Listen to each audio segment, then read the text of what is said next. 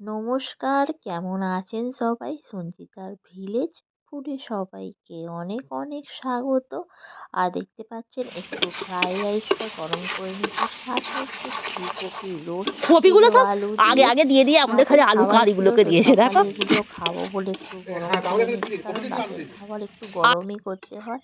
সাথে ছিল একটু চিকেন কষা। আর দেখুন চিকেন কষাটা অসাধারণ হয়েছে। একটু সমস্ত কিছুই রাতের খাবার, তো রাতের খাবারগুলো কি আর করব, একটু গরম করে নিলাম খেয়ে নেব বলে। আর গরম করেই আমি চলে এলাম খেতে। আর আমার তো এগুলো খেতে দারুণ লাগে। তারপরেই দুপুরের খাবারের জন্য বসিয়ে দিলাম ভাত। আর সকালে অতটা হেভি খাবার খেয়ে দুপুরের দিকে আর সেরকম খাবার মন করছিল না, তাই আজকে একটু সিম্পল খাবার বানালাম। এখানে একটু খেসারির ডাল ভিজিয়ে দিয়েছিলাম, তো খেসারির ডালটা এখন বাটবো।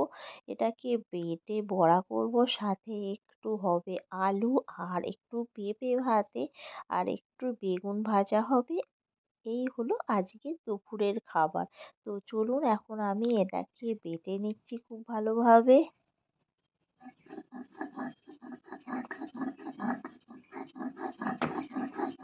কিভাবে বাটছি, যেহেতু অনেকটাই খেসারির ডাল ভিজু দিয়েছিলাম, তো বেটে নিলাম। আর এদিকে দেখতে পাচ্ছেন একটু বেগুন কেটে নিয়েছিলাম।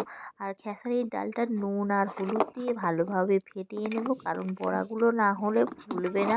আর একটু ফেটিয়ে নিলে বড়াগুলো খুব সুন্দর ফোলে। আর এদিকে দেখুন আমি নুন আর হলুদ মাখিয়ে রেখেছিলাম, ঠাকুমা এটা ভেজে নিচ্ছি বেগুন ভাজা। তো বন্ধুরা দেখতেই পাচ্ছ ঠাকুমা এখন করছে বেগুন ভাজি। আর এই দেখো আমাদের এখন ভাত হবে বলে হাঁড়িতে চাল দিয়ে পুরো রেডি করে রাখা হয়েছে। আর দেখতে পাচ্ছ একদম ছাদে রান্না হচ্ছে, খুব সুন্দর লাগবে পরিবেশটা। ঠাকুমা দেখো কি সুন্দর বেগুন ভাজি করছে। তো এদিকে খেসারির ডালটা ভালোভাবে ফেটিয়ে নিয়েছিলাম। আর দেখতে পাচ্ছেন তেলের মধ্যে খেসারির ডালগুলো বড়ার মতো ভাজছি। তো এটা বড়াটাকে ভেজে একটু ঝাল বানাবো, একদম সিম্পল খাবার। আর এই বড়ার ঝাল খেতে ভীষণই ভালো লাগে, কারণ এই বড়ার ঝাল হলে আর যদি একটু বেগুন ভাজা হয় আর মাছ মাংস সেরকম কিছুই লাগে না। তো বড়াগুলোকে দেখতে পাচ্ছেন খুব ভালোভাবে ভেজে নিচ্ছি।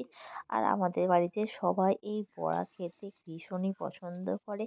আর এমনিতেও এরকম বড়া কাঁচা লঙ্কা পেঁয়াজ দিয়ে যদি গরম গরম ভাতের সাথে খাওয়া যায় খুবই ভালো লাগে। তো বড়াটা ঝাল বানিয়ে নেব, তার জন্য একটু পেঁয়াজ দিয়ে দিলাম। আর পেঁয়াজটাকে একটু লাল লাল করে ভেজে নেব। আর এখানে টমেটোটা একটু বেটে নিয়েছিলাম, তো টমেটোটা বেটে দিলে একটু বেশ থকথকে টাইপের হয় আর গ্রেভিটা খুব সুন্দর হয়।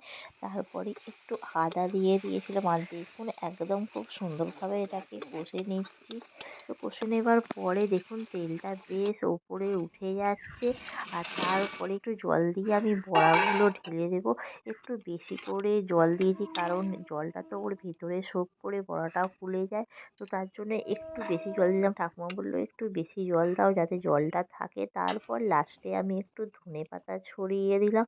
আর বড়াটা সত্যি এত সুন্দর খেতে হয়েছিল। তো কেমন লাগলো ভিডিওটি কমেন্ট করে জানাবেন।